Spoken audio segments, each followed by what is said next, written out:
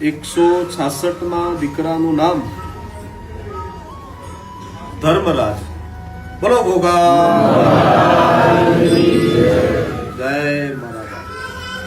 લોભું આયુષ લખી દે મારા બાપા. દુનિયાની તકલીફ હોય પણ આ બાળકને મટાડ દેજે. ખૂબ સ્વસ્થ રાખજે, ખૂબ તંદુરસ્ત રાખજે. ભગવાન હસ્યા ભાઈ હવે અને હાજા તાજા માજા કરી દો કમ્પ્લેટ. ભોગા મહારાજ આના નામે થાય એટલું પુણ્ય કરવાનું ભાઈ. 11 કિલો અનાજ લાવી પંખીનું પુણ્ય કરજો ભાઈ. 5 દીકરીઓ જમાડજો. તમને 50 પૂરા મળે તો 500 જારના બાજરીના જે પૂરા મળે ગાય માતાનું તમે પુણ્ય કરજો. અને 5 રોટલા કૂતરાનું પુણ્ય કરજો. આટલું કરજો. આનો રેડી થાય અને બધું સારું તમને લાગે કે હવે સ્વસ્થ થઈ ગયું છે તો આના બારોબાર અનાજ ફરીથી એકવાર તોલી અને પંખીનું પુણ્ય કરજો.